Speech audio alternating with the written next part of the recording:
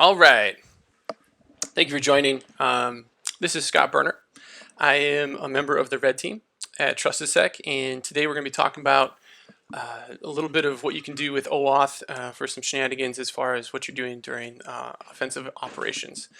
Why talk about OAuth? Basically, seeing a lot of companies switch to using different identity management platforms that leverage OAuth, and what OAuth is, and kind of the reason that we'll talk about this background a little bit is it's an open standard. There's a long, fun RFC to read if you want to put yourself to sleep. But other than that, it's a standard that allows you to use common authentication material to access multiple different services or data.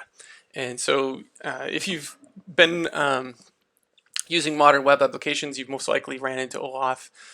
You'll come into these situations when you get a pop-up that says, this service wants to access these items within another service. So, for instance, when you use like TweetDeck and you want TweetDeck client to be able to tweet on your behalf, you'll see a pop-up that says, hey, you need to authorize this, and then you allow that to happen.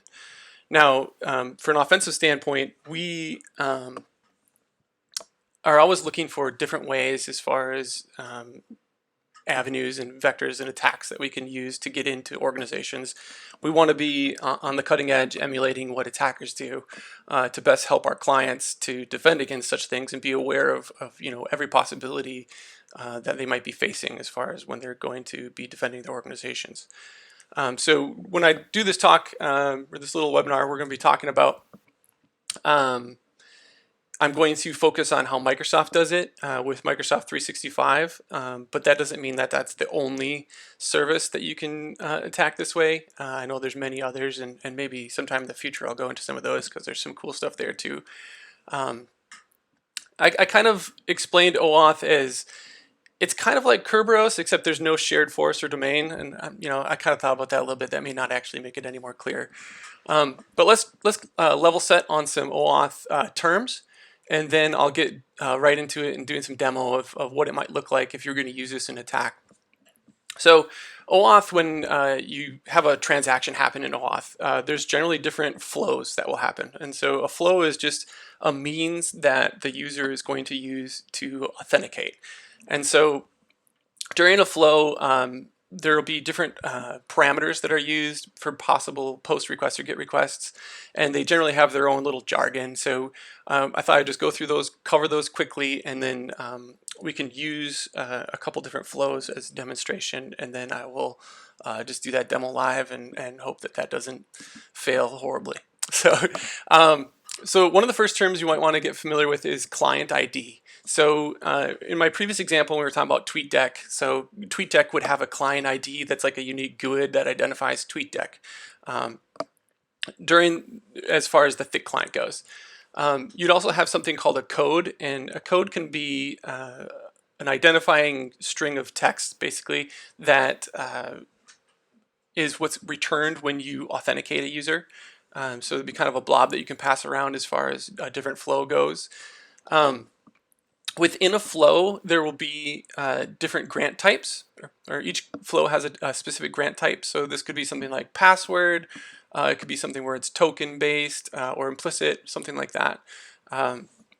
As well as each flow will have included in it a scope. So when you do make this authentication transaction, the scope may include things like mail.read, and it's somewhat self-explanatory. The mail.read is asking for the permission to be able to read mail.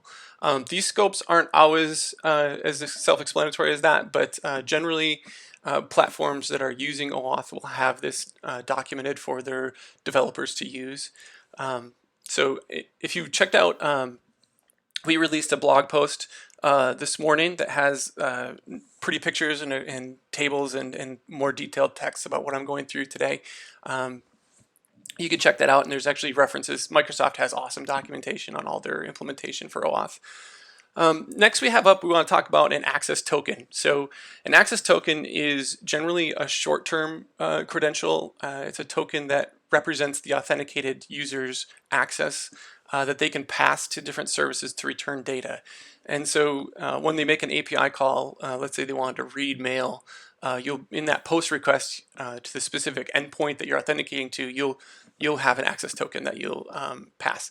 Sometimes this is referred to as a bearer token, and I'm sure there may be some like you know, rockstar wizard it's in OAuth that maybe knows all the nuances here, but just being a noob to this and leveraging it just for offensive operations, I find that access token and bearer token are somewhat interchangeable.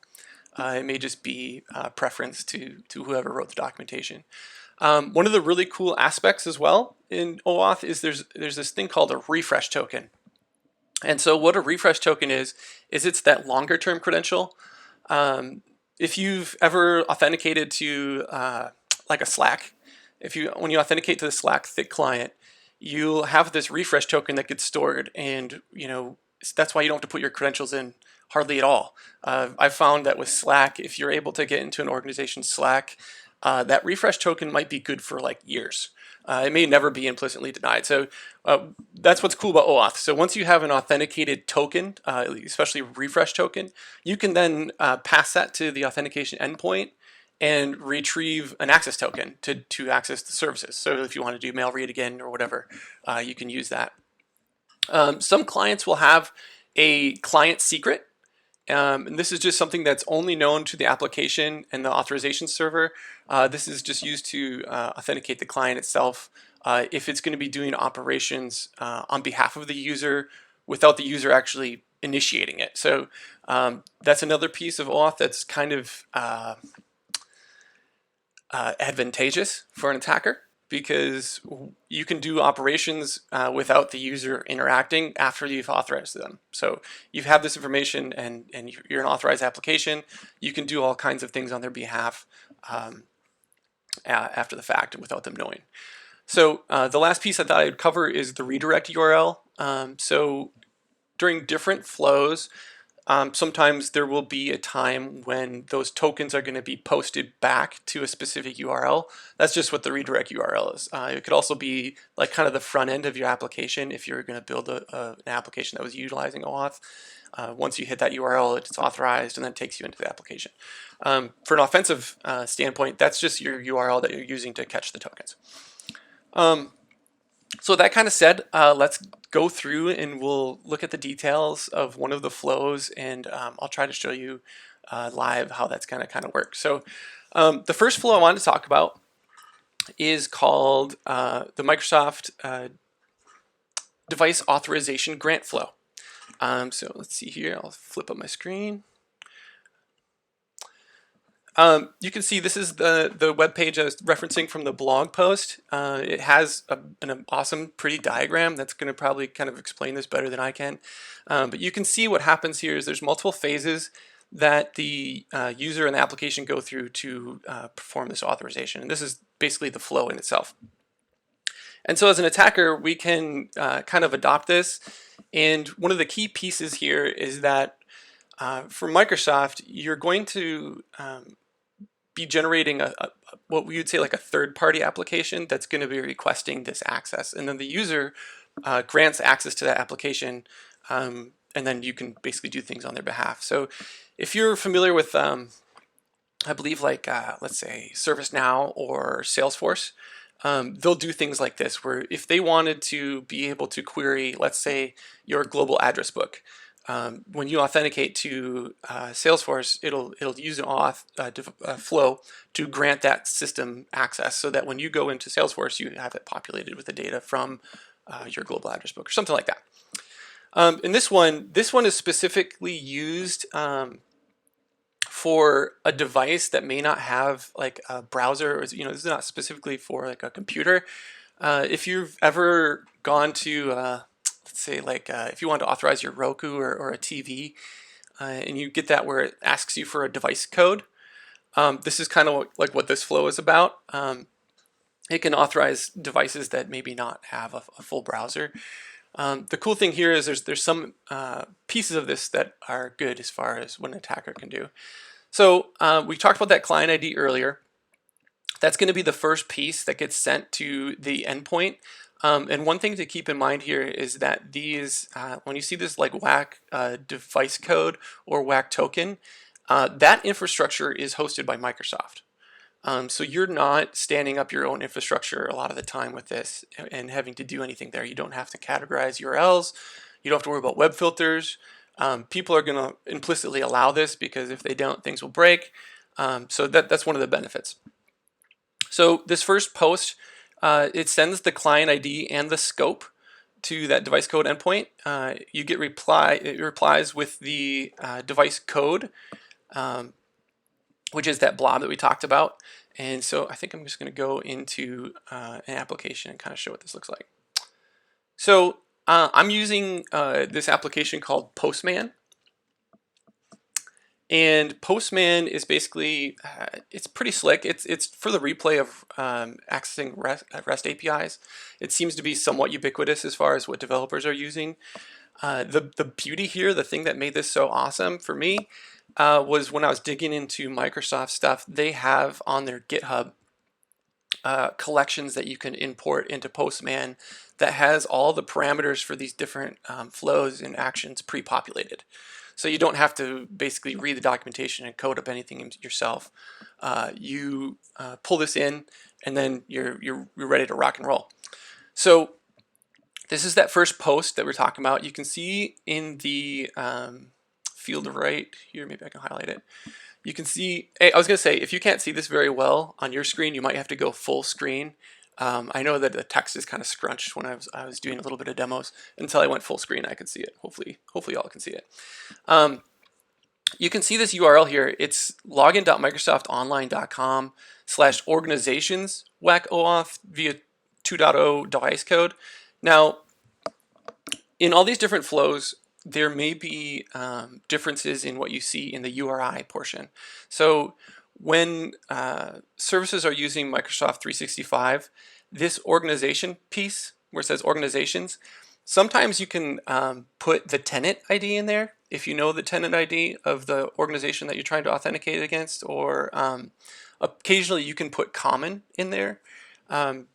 Just depending on the flow and different parameters. I don't know if there's a comprehensive documentation on when all that's used, but I prefer to use organizations or common just because I didn't have to figure out the tenant ID. Not that you can't. I think it's in the JavaScript. If you just go to like office.com and type in any user at the domain that you're trying to target, you'll see the tenant ID in that JavaScript. So, but that's extra work, so why do that?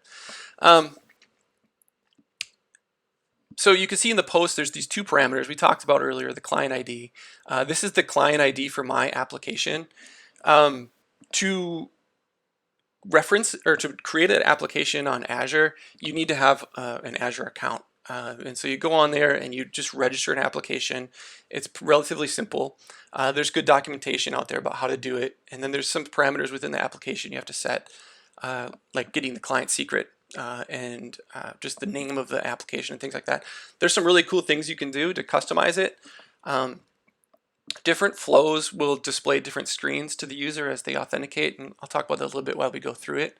But you can put things in like a logo, as well as text, as well as authorizing the different domain. And if it's authorized, you'll say this is authorized, which is interesting, even if the domain is like totally not hackingyou.com or something like that. The second parameter for this post you can see is the scope. These are all different scopes for things that I want access to. So when I get my token, I want to be able to read contacts. I want to be able to read files in their OneNote. I want to be able to read their mail. I want to be able to read their mailbox settings, notes. I don't know if some of you are familiar, like, I don't know, this is like an epidemic, but people put passwords in their notes in Outlook a lot. And there's some other things here that are also of note. So when you are defining scope, if you're doing this for an offensive means, you want to make sure that you include the offline access scope.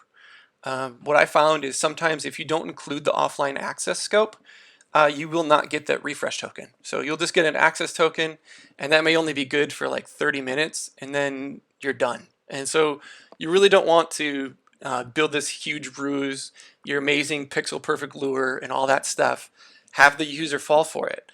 and then only get an access token. That would be tragic. So make sure you include offline access. So what happens here is I'm going to send this post, and then you'll see what happens, hopefully. All right, cool. So we get a user code, and you can see the device code as well. So I'm going to take this user code, and I'm going to put it into my browser, because I'm a good user.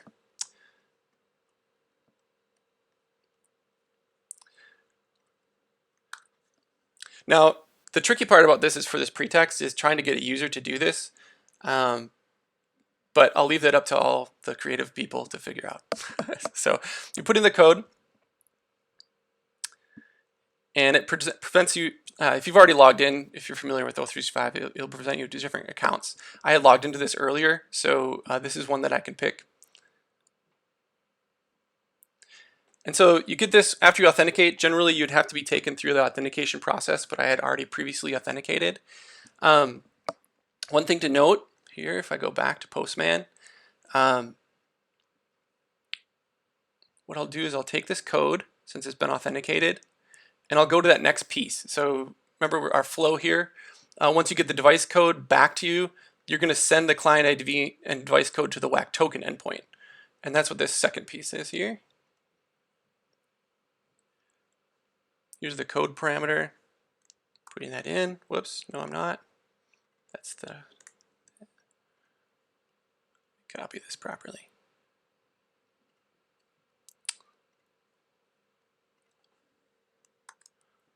Put that in there. We fire this off. Hopefully we get a reply. Okay, cool. So if you, in this flow, you would be querying this with that device code over and over. And if the user had not authenticated already, you'd get a message that says, hey, your token hasn't been authorized yet. But once it's authorized, you get this reply. And in the reply, we'll have some of those terms that we're talking about. So this long blob here, the first one, is the access token. And then the second one is the one we really like, the refresh token. A couple things about this as well.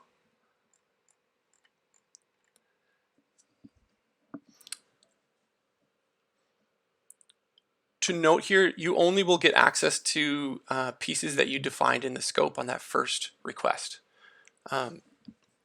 So that first request is pretty critical. The other thing here is there's a big downside in this. Not everything is unicorns and rainbows here. The first code that you get, that it was maybe 10 or 12 digits, that code is only active for about 15 minutes.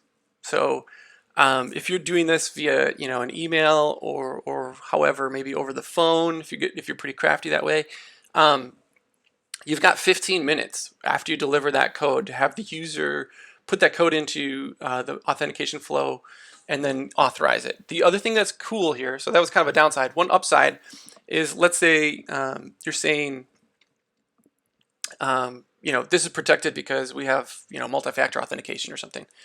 The beauty here is that when your tenant is being authenticated against, identified by the user that you're targeting, it'll take you through your organizational authentication flow to authenticate this application, the third-party application. So if you're using Okta or Duo, or if you're using Microsoft Authenticator, once you go through that, it's going to give you these tokens. So, and the beauty here is that the tokens, when you use them later, do not require multi-factor authentication. So this is a nice way to have perpetual access to services and not be concerned with multi-factor authentication except for upfront. Also, let's see here. You want to note one other thing. So another thing here is that if the user resets their password, the tokens will continue to work. And so that's a really beneficial aspect as well, I would say. So that's kind of the device code flow. I was going to pause here quick, just in case anyone has a question. I will look for questions.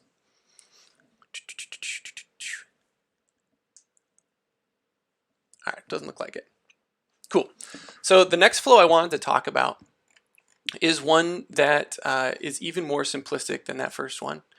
And what happened is Microsoft has obviously some legacy things that they're trying to support. And given that, they have to support some non-modern authentication. And so what they have is this piece called the resource-owned password credential flow. And let's see if I can find it here. All right, here it is. This is another flow, and what it is it's basically just password. So all you need is a username and password. And so, anytime that you see something like this big yellow box in any kind of documentation that says warning, we recommend you never use this because it's horrible and awful things will happen. You definitely want to check it out because this is what a lot of clients are using, and it grants the same access as the more difficult to do flows. So what does this open up? One of the things that's really interesting here is that it opens up the ability to do password sprays. So can you password spray against Microsoft to a target tenant to getting their Active Directory credentials? Yeah, you can. And the beauty here, there's a couple things. One, this generally uses email address, which is a lot easier to get than user ID. If an organization is using, 12-character alphanumeric random user IDs, which I definitely say do that, but if you are, you should be checking out for any single-factor authentication on Microsoft 365 that's using this flow, because you can just do it with an email and a password. The other thing here is that Microsoft has extremely helpful error messages in flows like this. So let's say you use totally fake user at contesso.com. Well, if that user's fake, the reply will tell you. So the replies are very helpful. They'll tell you if the account's disabled, if the account's locked, if the account doesn't exist in the directory, or if it does exist in the directory, it'll tell you if the password is there. And if they've set up a policy to disallow this flow, it also tells you that multi-factors authentication is required. So this is a super awesome information gathering endpoint, and I know that there's a bunch of public tools now that are using this. And so one thing to keep in mind. So let's see here. I'll go back to the diagram. These diagrams are great. So you can see that the user basically just sends their email and password to the client. The client ID, client secret, is then sent to the token endpoint with the username and the scope it wants. And then you even are returned with the access token and refresh token. So I've pre-populated that request in Postman just to show you what it looks like. And I'll just fire that off. Hopefully we get some goods.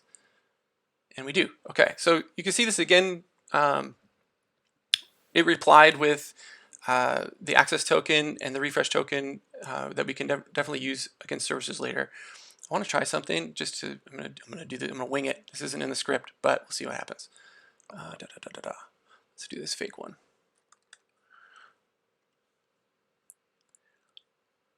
All right, so you can see here that reply I was telling you about. The user account email hidden does not exist in the blah blah domain. To sign this application, the account must be added. So you can tell that, hey, that's a user enumeration vulnerability, and people have basically been telling Microsoft about this for a long time. It's a will not fix, which is fantastic. So now we have a token, and I'm going to talk about a little bit of what we can do with it. Microsoft has actually built some tools that use these, and so if you're familiar with the PowerShell Azure AD commandlets, these tools are basically doing this, the flows on the back end. And so the PowerShell one specifically is actually doing the resource owner password one if you pass the credential. So if you try to just do it, like connect to Azure AD, it's going to try to use modern authentication. But if you do pass it the cred parameter and give it just a username and password, it'll just pass those on, and it'll do the just username and password flow, which is handy because no one likes multi-factor when you're trying to be a bad guy. So we have a token, and so what I thought I would do is just go through some of these different API calls and show what kind of good stuff you can get. So as I was talking about earlier, on the Microsoft GitHub, you have the Microsoft Graph Postman collection.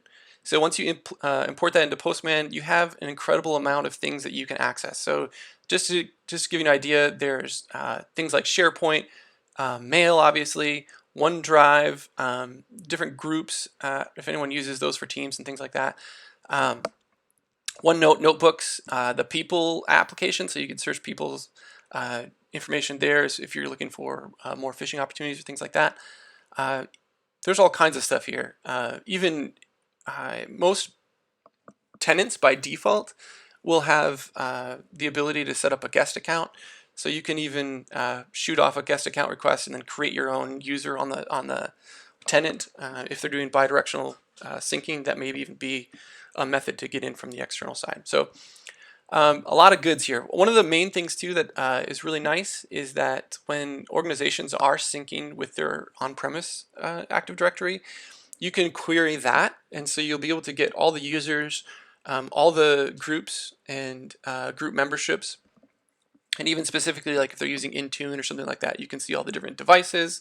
So that's just a plethora of data, and there's just an incredible amount there to go through, more so than we have time to do here. But I'll go through and just show a couple ones that are my favorites. The first one I like to do is just searching OneDrive. OneDrive, a lot of companies are switching to using OneDrive instead of giant file shares internally. And so it may be even more difficult to find juicy documents, but with this API, it kind of helps out. So if you look at the GET request here, all I did is put in a search parameter that is searching for the word password. The other thing to note here is the authorization is done via Postman, and what it does is it just adds the authorization header for you. The type is bearer token, and so remember earlier when we got that access token, that's what goes into this field here. And then you'll post it and you'll see if we can find any. I wonder if that expired. No, it didn't expire. So that's my access token that I had earlier and plopped it in there. You can see that there is a folder returned from OneDrive. Everything's in JSON, so it's a little difficult to read, but it's worth it. So you can see there's a folder called passwords. And if I was going to enumerate further, I would look deeper into that folder. Let's see here. So the next one I just wanted to search quick would be a user's email. A lot of time there's information in email that's worth pillaging. Maybe you're looking for information on how the remote access is done. Maybe you can get lucky. Some companies will send their multi-factor tokens to email, which basically negates having them, because if email is accessible single factor, you really don't have a second factor. So you could sit here and query their email, generate a token, read the token, and then use the token to maybe VPN into a company once you have access this way.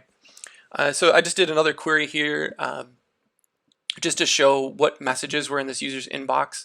Again, it's JSON, which actually I like JSON, but some people might not. You can see all the different values here, the key value pairs. So there's one that's the email has a subject, all my passwords, and then you can see the body is, secret password. In addition, there's some other queries here I wanted to see one where I have access denied. So if you didn't have the proper scope set up in your initial request and the user did not authorize you to access something, this is the type of reply you'll get. So, I wanted to read users from this endpoint, and you get the authorization denied. So you're only limited to access of what the scope gives you. And on the other side, O365 or Microsoft 365 Azure AD admins can narrow down what access you have. So they can set up what's called a conditional access policy. And the conditional access policy may limit your ability to do this. They may also, one common mitigation would be to disable third-party applications altogether, which I would recommend if you can do that, but it may be difficult because there's a lot of third-party applications that provide a lot of business value. I have seen one thing here to note is that companies might set up conditional access, but it's not comprehensive. So if you remember we were talking about different client IDs, you could do something like figure out what the client ID is from Link 2013, for instance, because Link 2013 has non-modern authentication capability. And if you authorize with that client ID, then you'll be able to do a flow that may not be granted within the conditional access. So I've found kind of, trial and error, just enumerating all the various client IDs I can, do different grant types, and maybe even hitting different things like organization versus common versus tenant ID. You can sometimes find your way around a conditional access policy. Now, if they've just disabled, third-party applications, that might be rough.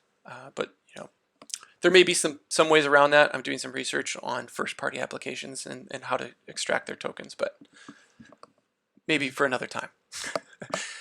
One thing you may be wondering as I kind of wrap up is how do you get the access token once you have a refresh token? So that's kind of the last request here. Within the collection that I got from Microsoft, there is just the general code flows, and within there's a token request for refresh token. You can see that here. Basically what you're doing here is in the body, you are giving it the refresh token. And then once you send this post, it'll return you with a new access token. And then you just take that access token and paste it back into all your other requests. Yeah, so the interesting thing here, I was going to pull it up, but I don't have it on hand. There's actually a table that you can reference that tells you how long these tokens are valid. And so the beauty here is that generally with a third-party application, once these are authorized, they have to be implicitly revoked. So once you have a refresh token, it may work forever, basically. So that's one thing big for IR guys. They should be looking into if a user, let's say, was compromised, they will be needing to check and see if there's a third-party application registered on their behalf, as that could perpetuate the compromise even after a user password reset was done. So cool. I think that's pretty much all I had. Are there any questions at all? Let me see if I can go back and see what I got here.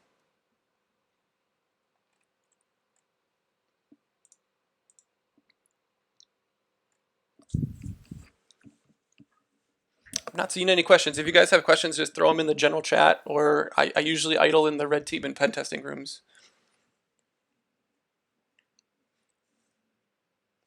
Yeah, the recording of this will be posted later. In addition, there is a blog post if you check out trustsec.com.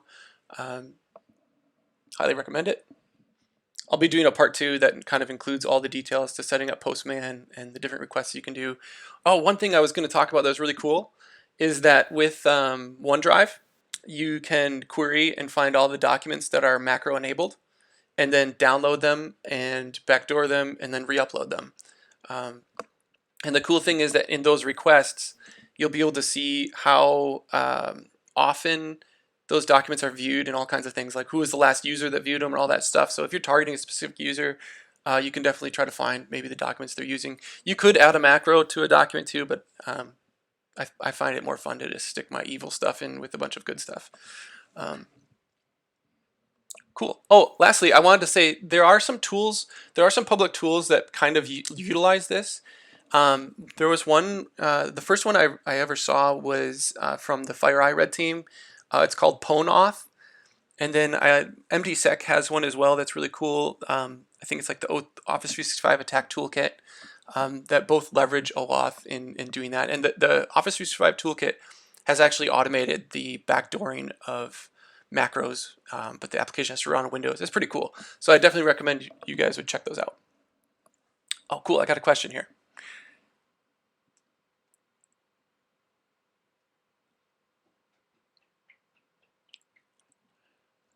Like the question was, have you ever tried to use this against a tenant that has enabled the requirement for admin approval before its users can accept granting privs for non-Microsoft apps?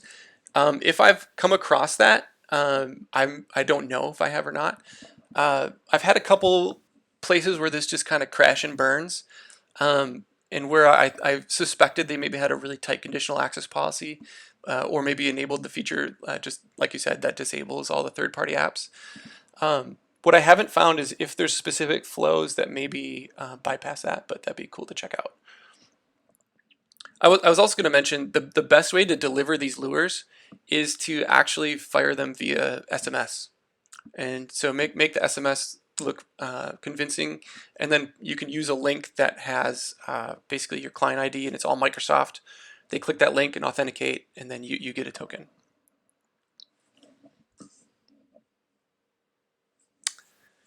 I believe so. The conditional access policy, the question was, is there a whitelist of apps possible? Yes. When you do conditional access policies, you can dictate which apps are accessible for various users. So you can say, hey, these users can only use specific things. Cool. I think with that, I'm going to wrap up the live stream, but I'm on Discord a lot. So if you guys want to hit the Discord up, I'd love to chat there. And you guys all have a good day. Happy hacking.